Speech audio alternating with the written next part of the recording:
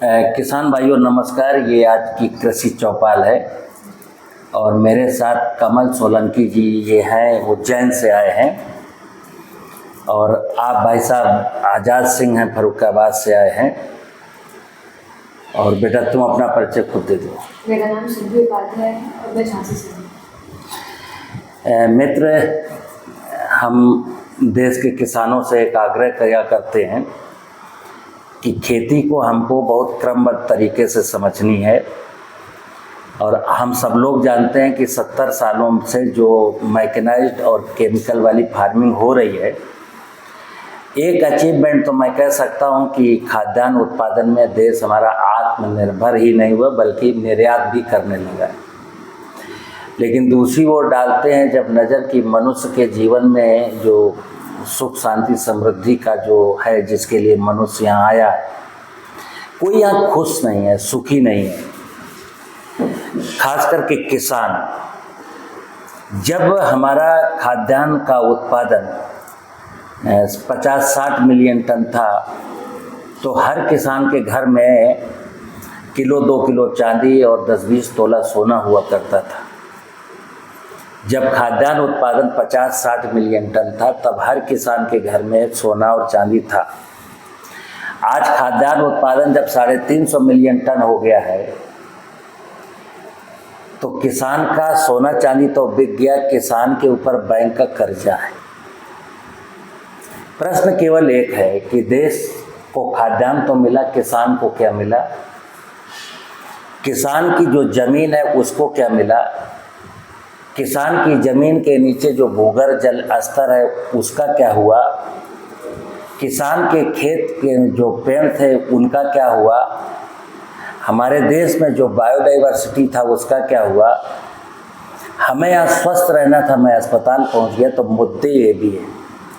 तो देश के जो कृषि तकनीकियों के जो रहनुमा है, अगर वो ये दम भरते हैं कि साहब देखिए मेरी टेक्नोलॉजी का कमाल कि आज देश में खाद्यान्न उत्पादन 350 मिलियन टन पार, तो फिर मैं उनसे एक ही अनुरोध करता हूँ, तो फिर ये भी श्रेय आपको लेना पड़ेगा कि जिस ज़मीन में ऑर्गेनिक कार्बन 1% होना चाहिए था, तुम्हारी ये टेक्नोलॉजी की बदौलत वो ऑर्गेनिक कार्बन घट करके 0.3 बचा। जिस ज़मीन में पानी भूगर्भ जल स्तर 30, 40, 50 फुट पर हुआ करता था, वो भूगर्भ जल 100, 200, 300 फुट पर पहुंचा। जो आदमी हेल्दी रहा करता था वो आदमी अस्पताल में पहुंचा। श्रेय मित्र आपको ये भी लेना पड़ेगा। अगर ये श्रेय आप लेने को तैयार है तो वो आपको श्रेय मिलेगा कि 300 मिलियन टन पार खाद्यान्न। पहले देश में कोई भी किसान 30-40 साल पहले खेती में घाटा हो जाने के कारण आत्महत्या नहीं करता था। आज हजारों किसान प्रतिवर्ष खेती में घाटा हो जाने के कारण आत्महत्या करते हैं। तो ये मेरे साथ जो लोग आए हैं, ऐसे अक्सर दूसरे तीसरे दिन कभी आसाम से, कभी पश्चिम बंगाल से, कभी उड़ीसा से, कभी महाराष्ट्र से, कभी जम्मू से, अधिकांश लोग आया जाया करते हैं और करीब करीब 600-700 लोग यहाँ आ चुके। कई बार मैं ऐसी चर्चा नहीं करता हूँ, लेकिन आज मेरा मूड आया कि चलो खेती पर खुल के चर्चा हो जाए, तो ये चर्चा कर रहा हूँ। तो आपका प्रश्न बताइए क्या था? सर, मैं नेचुरल फार्मिंग के जो कॉन्सेप्ट आपसे सीखने आया हूँ, तो क्या सिर्फ जीवामृत से मैं नेचुरल फार्मिंग कर पाऊँगा या मुझे वो कुछ चीज़ें इसमें सुधारनी है? देखिए, आज देश के किसानों को यही मैसेज दिया जा रहा है कि अगर प्राकृतिक खेती करनी है तो जीवामृत बनाइए। और जीवामृत जो प्रचलन में जीवामृत है उसमें गाय आती है, गाय का गोबर और गाय का पेशाब और बरगद के पेड़ के नीचे की 250 ग्राम मिट्टी। वो मैंने बनाया सर, लेकिन वो फेल है। आपका फेल नहीं है। मैंने बोला जो मेरे यहाँ 600-700 किसान यहाँ आ चुके हैं, सब इसके पहले 5 साल, 6 साल, 8 साल, 10 साल तक वो गौमूत्र वाला जीवामृत बना करके ऊब चुके। जब कोई रिजल्ट नहीं मिला तब वो यहाँ आए और आप कल्पना करिए कि पश्चिम बंगाल से कोई किसान 2 दिन की यात्रा और 4,000 रुपये का भाड़ा खर्च करके झांसी अगर कोई आ रहा है तो इसका मतलब है कि वो सताया हुआ है, ठीक है ना। अगर उसको उस वाले जीवामृत से फ़ायदा मिलता तो मिल गया होता। अब अगर मैं ये कहूँ कि आपको मेरे वाले जीवामृत से फ़ायदा मिलेगा तो भी झूठ है। तो आपका मूल प्रश्न था कि प्राकृतिक खेती का जो समग्र विज्ञान है कि प्राकृतिक खेती में अगर मुझे वास्तव में एक मुकाम पर पहुंचना है, यानी कि मेरी लागत बिल्कुल मिनिमाइज हो जाए, 0 बजट करना है, और प्रोडक्शन जो आज मेरा हो रहा है वो प्रोडक्शन यथावत बना रहे, इसके साथ साथ वो जो प्रोडक्शन है, जो कृषि उपज है, उसमें टेस्ट वैल्यू भी बढ़ जाए और उसकी पौष्टिकता भी बढ़ जाए, तब तो प्राकृतिक खेती ठीक है। यानी किसान की लागत घट जाए, जो कृषि उपज है उसकी टेस्ट वैल्यू बढ़ जाए, उसकी पौष्टिकता भी बढ़ जाए, और मेरे जो प्राकृतिक संसाधन है उनका हिरास भी ना होने पाए, तब वो प्राकृतिक खेती कही जाएगी। तो इस सिस्टम में जीवामृत एक छोटा सा पार्ट है, बट जीवामृत प्राकृतिक खेती नहीं है। तो प्राकृतिक खेती का जो मूल विषय है कि खेती, जैसे विज्ञान कहते हैं, कृषि विज्ञान। तो मित्र, आप विज्ञान, चाहे भौतिक विज्ञान, रसायन विज्ञान, कोई भी विज्ञान पढ़ेंगे तो विज्ञान का एक मोटी सरल परिभाषा है कि किसी भी विषय के क्रमबद्ध ज्ञान को विज्ञान कहते हैं। तो प्राकृतिक खेती का क्रमबद्ध विज्ञान है soil, seed, climate and biodiversity, ये सिस्टम है। आप कोई सीड बोना चाहते हो तो देखना पड़ेगा कि जिस सॉइल में मैं सीड बोना चाहता हूं, जो क्रॉप, क्या वो सॉइल उस क्रॉप को फीडिंग दे सकती है। आप अपने दिमाग से पूछिए, आपका दिमाग कहता है यस दे सकती है, ओके आप बो दीजिए। अगला कि ये क्लाइमेट, जो मैं सीड बोने जा रहा हूँ, जो मैं क्रॉप बोने जा रहा हूँ, क्या ये क्लाइमेट उस क्रॉप को सपोर्ट करने वाली है। अगर आपको लगे कि ना ना ना इस फसल के लिए तो क्लाइमेट ठीक ही नहीं है, तो प्रोजेक्ट को फेल करिए, सीड क्रॉप का सिलेक्शन फिर अगेन करिए। तो ये सॉइल, ये जो क्रॉप है ये सॉइल के मुताबिक है, इसको, इस क्रॉप को ये सॉइल पाल लेगी। सॉइल में इतनी ताकत है कि इस क्रॉप को न्यूट्रिशन दे देगी। दूसरा, ये क्लाइमेट के अकॉर्डिंग है क्रॉप। तीसरा, बायोडाइवर्सिटी ठीक है। बायोडाइवर्सिटी का मतलब ये, जैसे सिंपल बता दें कि एक क्रॉप बो रहे हैं जिसमें इंसेक्ट बहुत लगता है और आप प्राकृतिक खेती करने जा रहे हो, और इंसेक्ट को जो नेचुरल कंट्रोल है वो बर्ड्स करती हैं, चिड़ियाँ, बट वहाँ आसपास कहीं चिड़ियों का नामो निशान नहीं है। तो जाहिर सी बात है इंसेक्ट आएगा, और जब इंसेक्ट आएगा तो आप, चूंकि आप 20,000, 50,000, 1 लाख खर्च कर चुके हो, तो अब तो आप डूब रहे हैं। तो डूबता हुआ व्यक्ति बचने के लिए फिर कुछ भी करता है, फिर वो कुछ भी करता है, वो प्राकृतिक भूल जाता है। तो फिर आप जब डूब रहे होगे तो फिर लोग आएंगे कि देखो भाई मैंने तो बोला था इंसेक्टिसाइड डालना पड़ेगा, और आप नहीं डूबना चाहते इसलिए इंसेक्टिसाइड डालेंगे, तो प्राकृतिक खेती का कॉन्सेप्ट खत्म। इसी प्रकार आपने देखा नहीं कि वहाँ तितलियाँ, मधुमक्खियाँ नहीं हैं और आपने क्रॉस पॉलिनेटेड क्रॉप बो दी है, तो ठीक है, सॉइल ने पोषण दिया, क्रॉप ग्रो कर गई, बढ़ गई, सब कुछ अच्छा है, फ्लावर पर आई, और साहब पॉलिनेशन नहीं हुआ तो आपको दाने नहीं मिले, ठीक है ना। तो प्राकृतिक खेती में हमें देखना पड़ेगा मेरी सॉइल कैसी है, जो क्रॉप बोने जा रहा हूँ उसके अकॉर्डिंग सॉइल है। क्लाइमेट जब बात आता है तो क्लाइमेट में 2 चीज़ें हैं, पानी भी है। प्राकृतिक खेती करने जा रहे हैं और ज़मीन के नीचे से गेहूं बोए हैं और 300 फुट नीचे से पानी निकाले हैं, तो प्राकृतिक खेती कैसे हो सकती है। तो प्राकृतिक खेती का मतलब है कि मेरी आवश्यकताएं पूरी हो जाएं, जो भी आवश्यकता है परिवार की, खाने की, पीने की, दाल की, सब्जी की, तेल की, फल की, आटे की, लेकिन प्रकृति की किसी भी व्यवस्था पर कोई प्रतिकूल प्रभाव ना पड़ने पाए। जीवामृत एक छोटा सा विज्ञान है कि जो कि पिछले 30-40 सालों में मैंने ज़मीन में बहुत ज़्यादा पेस्टिसाइड डाला है। तो पेस्टिसाइड के प्रयोग से जब मैं दीमक को मारने के लिए 3 लीटर क्लोरोपाइरीफास डालूंगा तो जाहिर सी बात है केंचुआ भी मरेगा और सॉइल में जो बेनिफिशियल माइक्रोब्स हैं वो भी मरेंगे।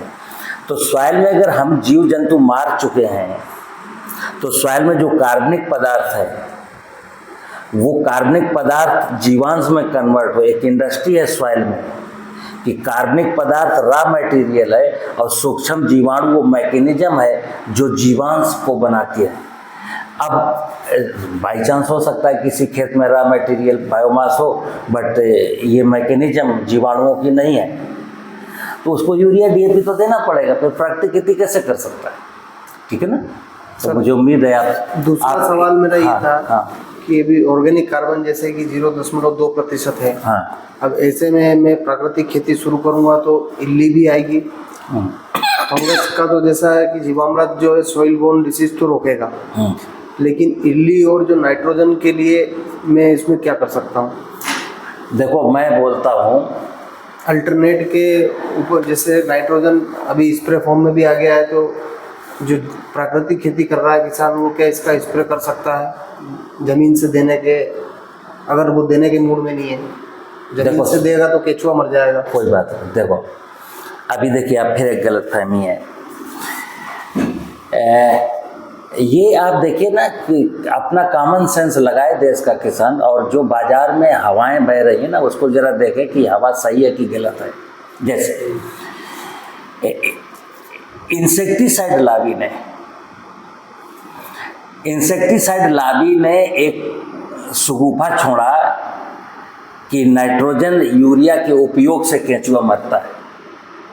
अब आप ऐसे समझिए, एक साइंस देखना, 1 हेक्टेयर सॉइल में 1 हेक्टेयर सॉइल 6 इंच की सॉइल का जो वॉल्यूम है वो 20,000 कुंटल है लगभग। आपने वहाँ पर 120 किलो नाइट्रोजन डाली है। कैसे चूहे को, कैसे उसको मार सकती है? यूरिया कभी भी केंचुए को नहीं मारती। यहाँ हो ये रहा है कि जो इंसेक्टिसाइड है, किसान के दिमाग में यूरिया से केंचुआ मरता है और इंसेक्टिसाइड डाल रहा है। इंसेक्टिसाइड से नहीं मरता केंचुआ, यूरिया से मरता है। यूरिया से केंचुआ नहीं मरता।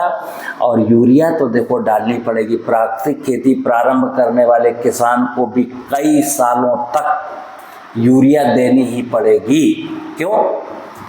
क्योंकि नाइट्रोजन का जो रोल है वो वेजिटेटिव रोल है, वेजिटेटिव यील्ड को बढ़ाना। जब लीफ एरिया मेरा ज़्यादा होगा तो फोटोसिंथेसिस ज़्यादा होगा। अब किसी किसान ने कहा साहब ने तो प्राकृतिक खेती करनी, मुझे तो यूरिया डीएपी कुछ भी नहीं डालना, ओके, तो कुछ दिन आपको यील्ड से समझौता करना पड़ेगा। लेकिन गरीब किसान है, कितने किसान देश में ऐसे हैं जो 10 कुंटल पैदा होता था और 6 कुंटल से समझौता कर लें? नहीं कर पाएंगे। तो हम 14 करोड़ किसानों की बात करते हैं देश के, जो हर किसान पर लागू हो। तो मैं क्या कहता हूँ कि उसकी यील्ड ना घटे, कास्ट ऑफ कल्टीवेशन घट जाए, प्लांट में बीमारी ना लगे, टेस्ट वैल्यू बढ़ जाए, पौष्टिकता बढ़ जाए। एक यूरिया बनाए रखो कुछ साल के लिए। कब तक के लिए? जब तक इस जमीन में जो ऑर्गेनिक कार्बन का विषय उसको आप ना जान लें, उसको आप ना ठीक कर लें।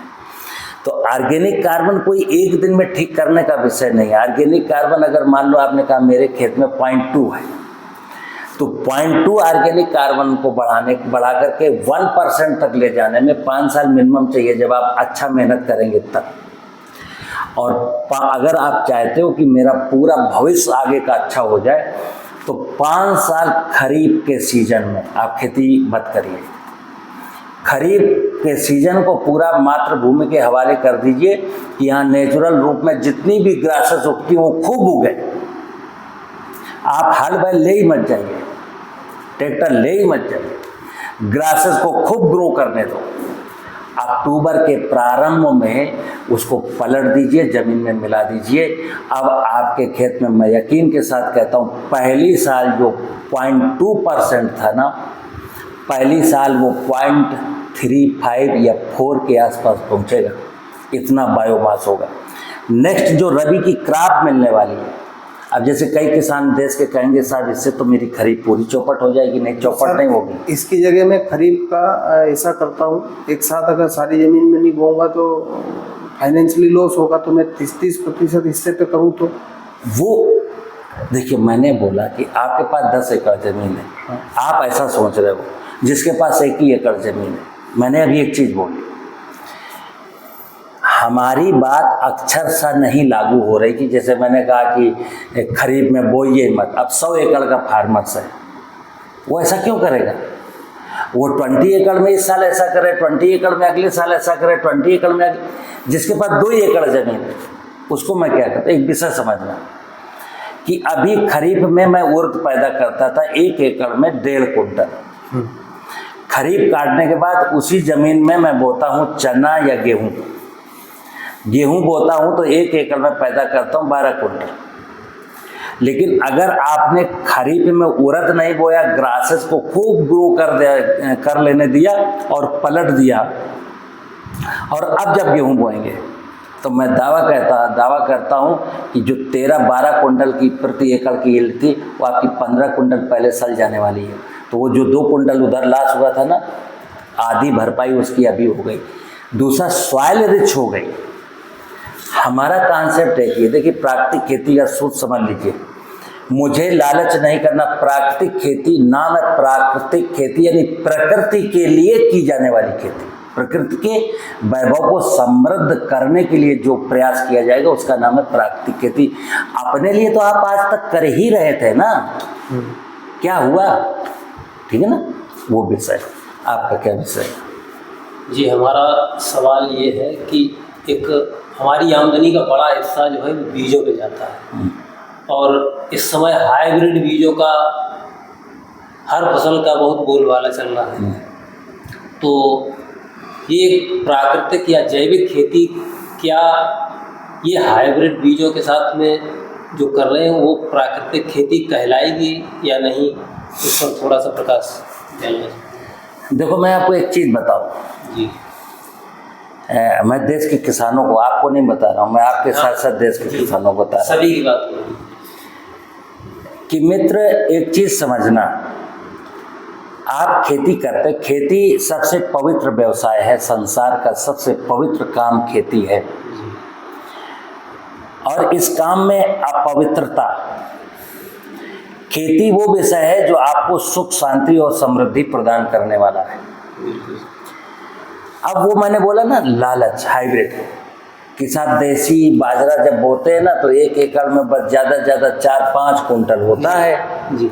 हाइब्रिड वाला 10-12 कुंटल आराम से हो जाता है। यही लालच दिया जाता है, ये लालच आपको दिया। लेकिन अब बाजार का सिनेरियो समझना, मैं राजस्थान भी बहुत सारा घूमता हूँ और राजस्थान के बहुत सारे एरिया के किसान जो ज्वार, बाजरा, मक्का बोते हैं, देसी बोते हैं, और उनसे मैंने पूछा, यार सारी दुनिया हाइब्रिड बोने लगी, तुम अभी देसी में अटके, तो उसका शब्द सुनना। कह रहा, सर देसी जौ, ज्वार मेरी 3500 रुपये क्विंटल बिकती है। हाँ। और जो हाइब्रिड ज्वार है ना वो 1800-1900 से ज़्यादा नहीं जाती। पहले आप देखना, दो घटनाएं हुई हैं। किसान को हाइब्रिड का लालच दो कि इसकी ईल्ड ज़्यादा आती है जी। तो 5 कुंटल की बजाय 10 कुंटल ईल्ड मिलेगी, तो किसान ने वो 400 रुपया किलो वाला सीड खरीदा। तो अभी तो उसके बर्बाद हो गए 14-15 हज़ार रुपये। 14-15 हज़ार का लालच ये चला गया। और नो डाउट 10 कुंटल मक्का भी हुई 1 एकड़ में।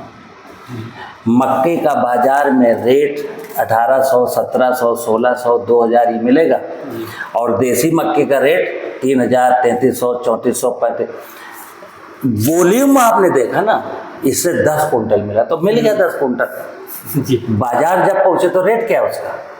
रेट तो कम है। इधर हाइब्रिड जब बोगे तो देखिए आप, मोटी सी बात है, हाइब्रिड का मतलब है एक जमीन पर दबाव डाल करके भी उससे न्यूट्रिशन ले लेना जबरदस्ती। देसी के साथ क्या है, देसी एक रिदम है नेचुरलिटी का, नेचुरलिटी माने ही देसी। हाइब्रिड का मतलब है जबरदस्ती। जी। तो जबरदस्ती में किसान का ही तो लॉस हुआ है। किसका लॉस हुआ? किसान का लॉस हुआ, उसकी सॉइल की फर्टिलिटी का लॉस हुआ, और वो फंस गया। हर साल आपको महंगा बीज खरीदना है। तो मैं प्राकृतिक खेती के किसानों से कहूँगा, हाइब्रिड जो फसलें हैं वो कलंक हैं देश के लिए।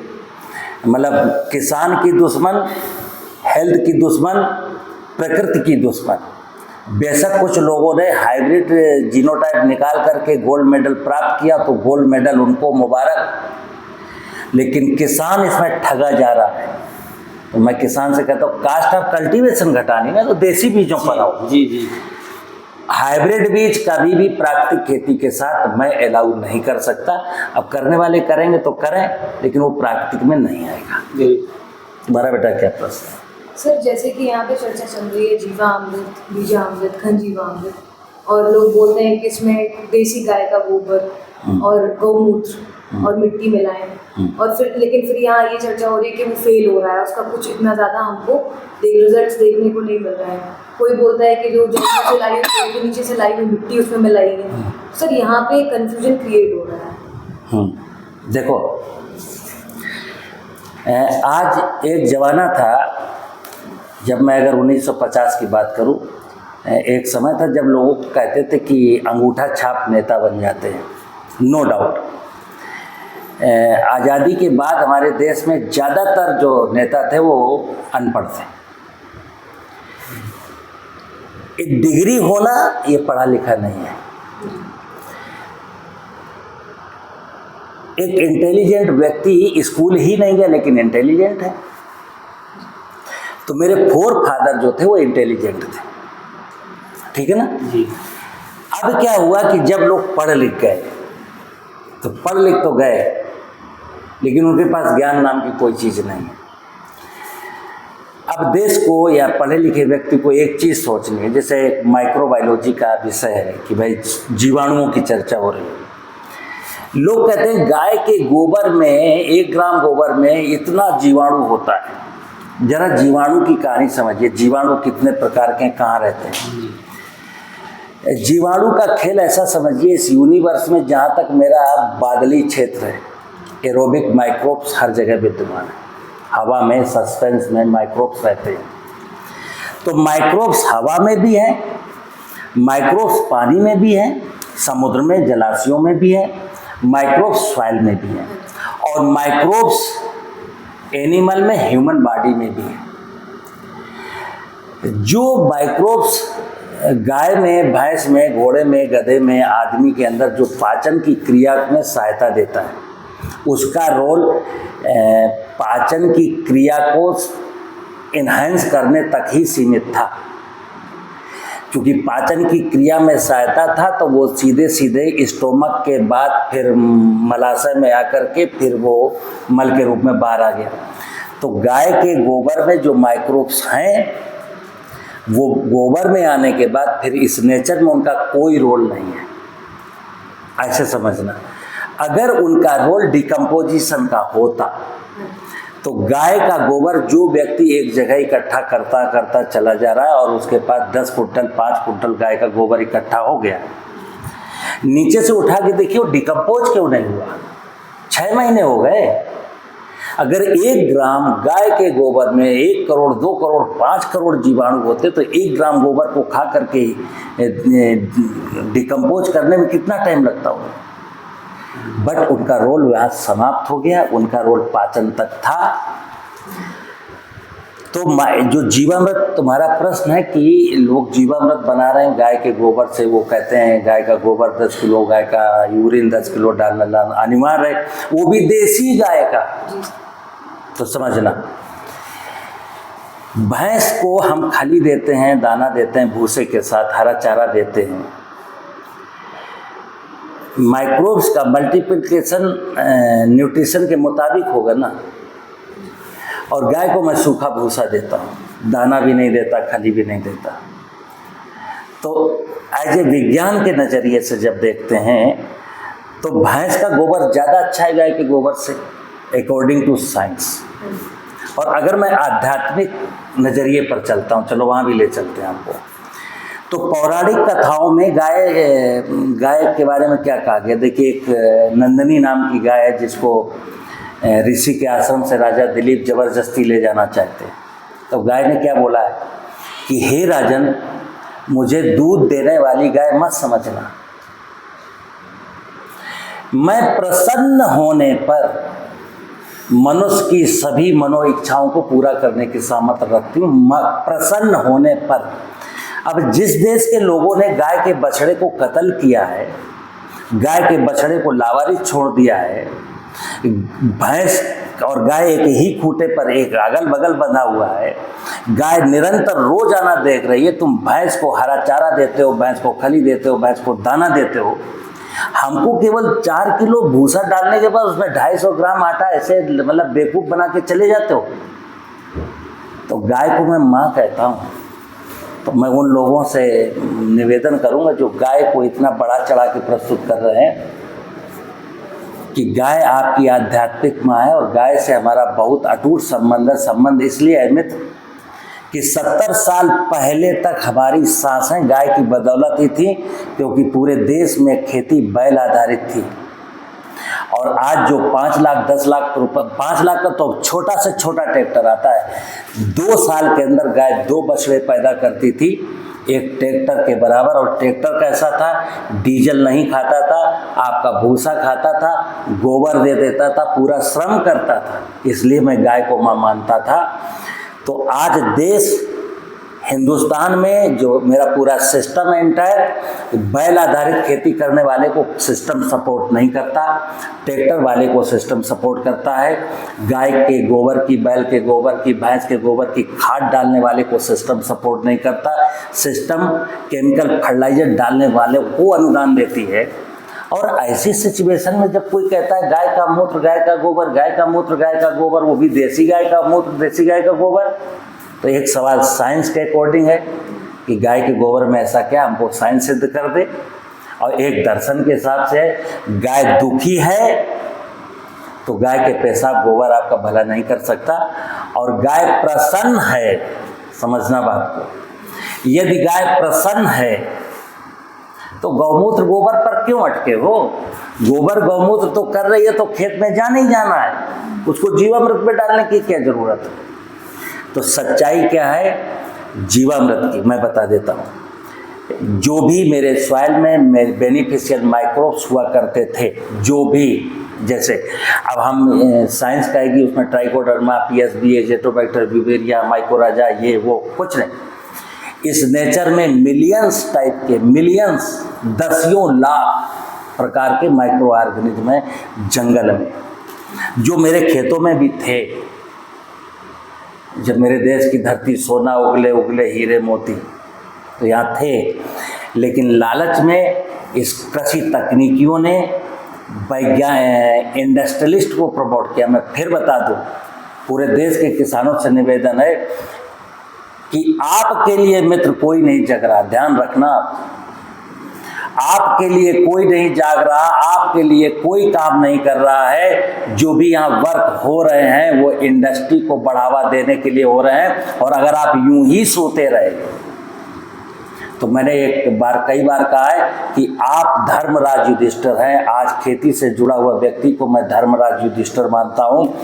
आप शकुनियों के साथ जुआ खेलना बंद कर दिए। ये सारे के सारे लोग शकुनी हैं।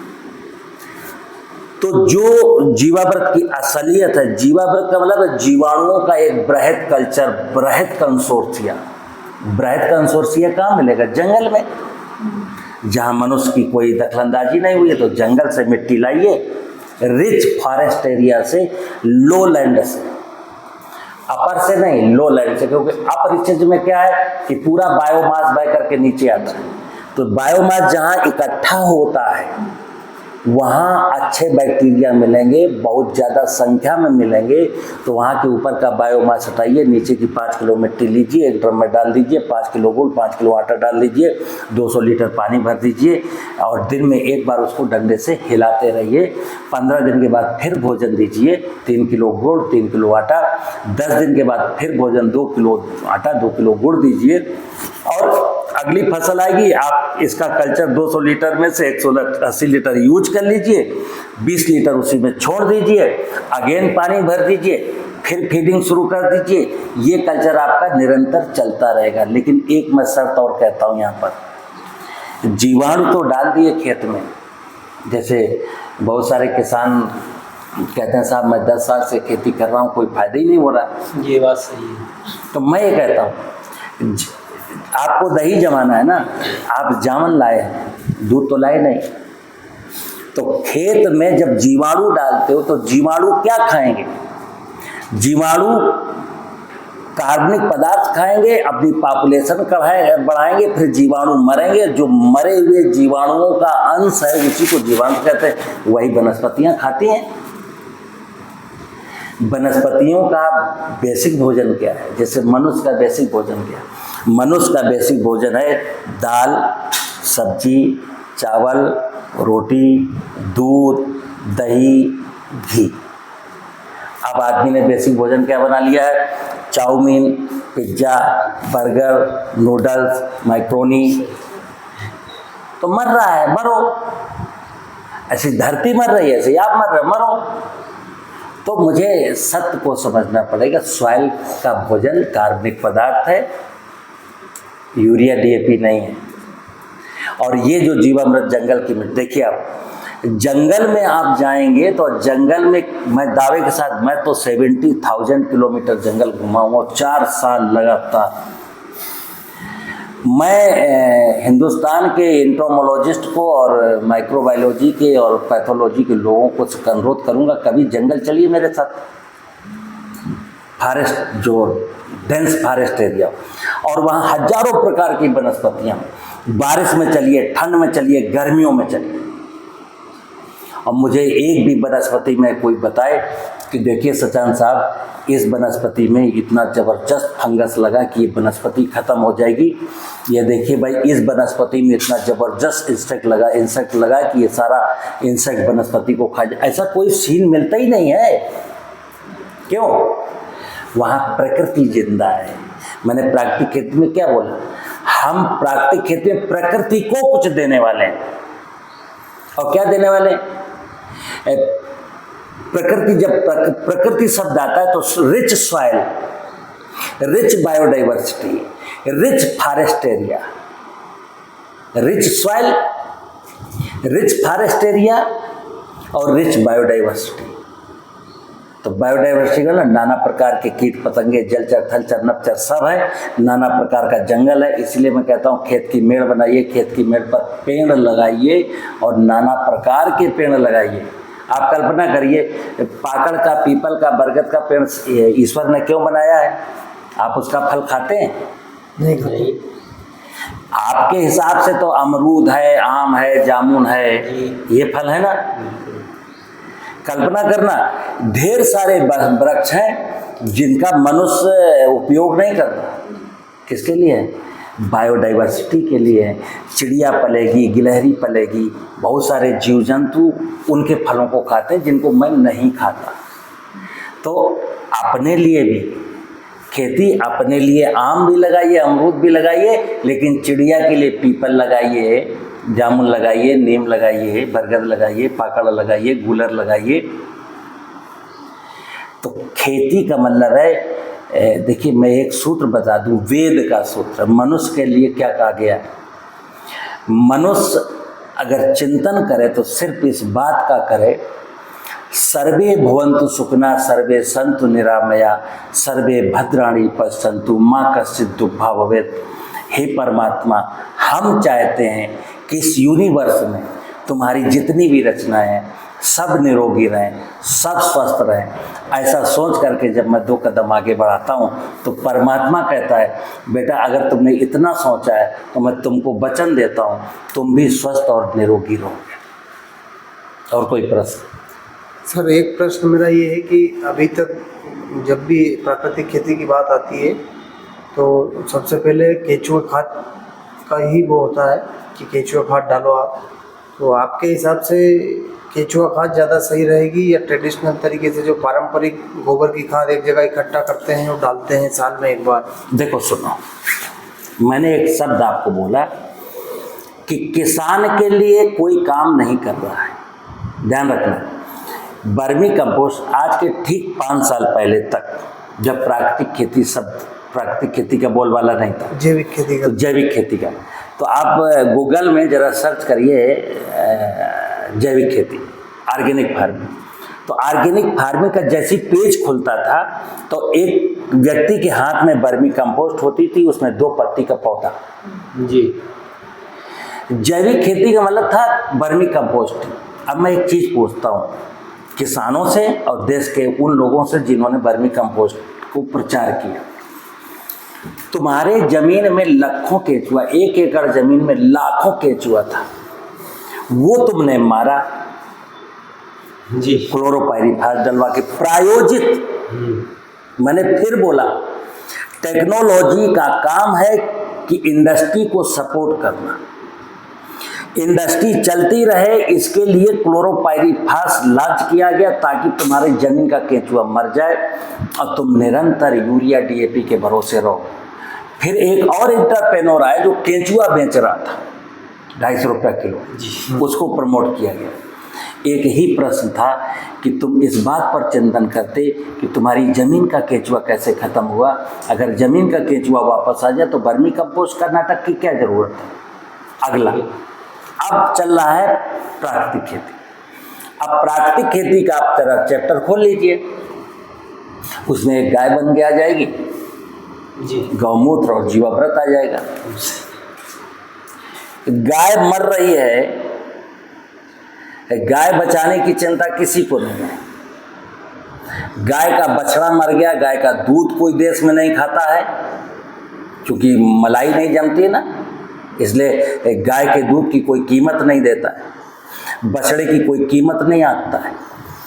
जबकि गाय का पहला उपहार था बछड़ा, दूसरा उपहार था दूध, और गोबर गौमूत्र तो यार ऑलरेडी है ही है ना।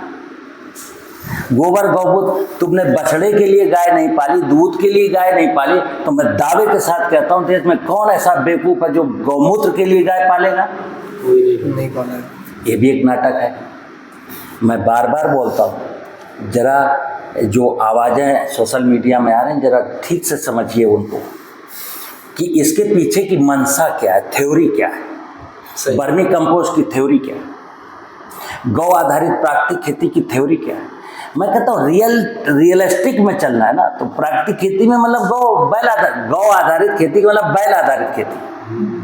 तो मैं नीतियों से भी कहूँगा, टेक्नोक्रेट से भी कहूँगा, जरा ओपनली आओ ना, खुल के बैटिंग करो ना, प्राकृतिक खेती के फॉलोअर और बोलो ना कि गवर्नमेंट जो है फर्टिलाइजर पर सब्सिडी हटाए, गवर्नमेंट जो कृषि आधारित यंत्रों पर सब्सिडी देना बंद करे, बैल से खेती करने वाले को प्रमोट करे।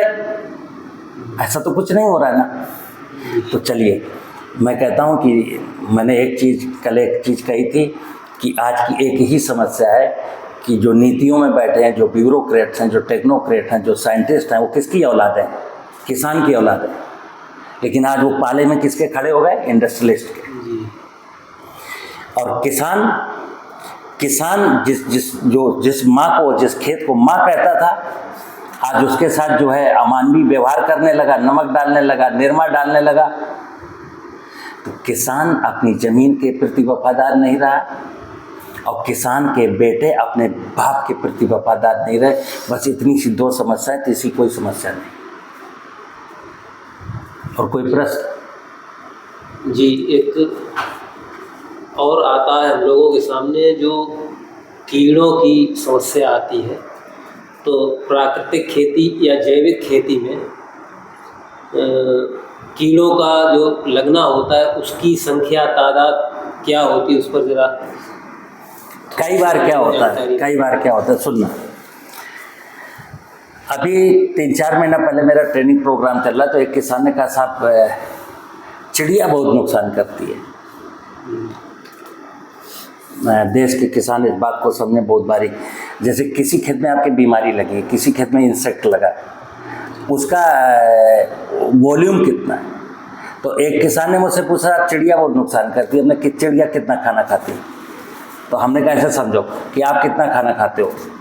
तो बोला साहब हम 4 रोटी सुबह, 4 रोटी शाम में, 1 कटोरी दाल सुबह, 1 कटोरी। हमने कहा इसका ड्राई मैटर कितना है।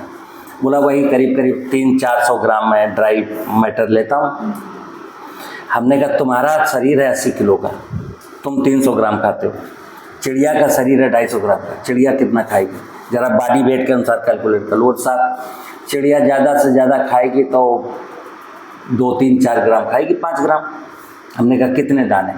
बोला अगर चना मटर का हुआ तो मान लो 5-6-7 दाने, बाजरा और ज्वार हुआ तो 20-25 दाने। हमने कहा आपके खेत में कितनी चिड़ियाँ आती हैं। बोला कम से कम साहब 200 चिड़ियाँ आती हैं। हमने कहा एक चिड़िया खाती है 3 ग्राम, आपके खेत में आती हैं 200 चिड़ियाँ, तो हो गया 600 ग्राम।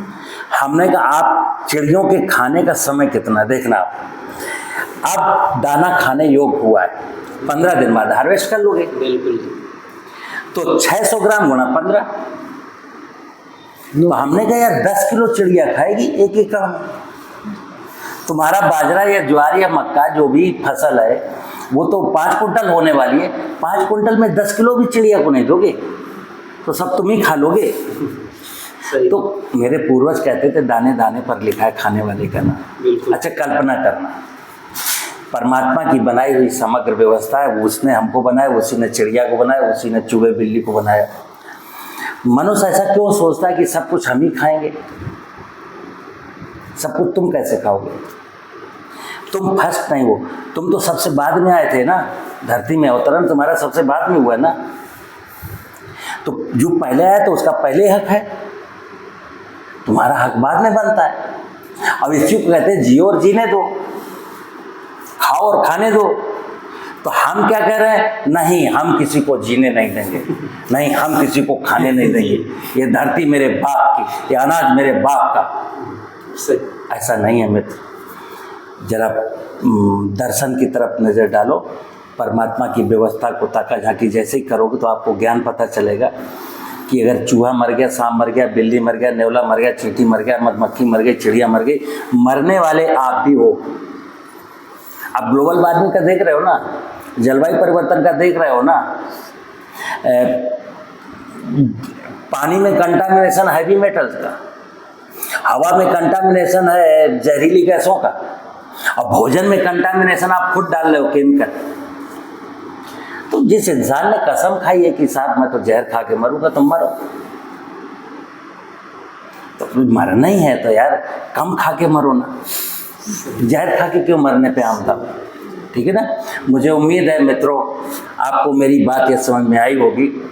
और जो भी दर्शक हमको कमेंट्स करते हैं तो कई बार उनके ऐसे सवाल होते हैं कि हमको 1-2 लाइन लिख करके पूछते हैं इसका उत्तर दो, तो मुझे लिखने में टाइम लगता है।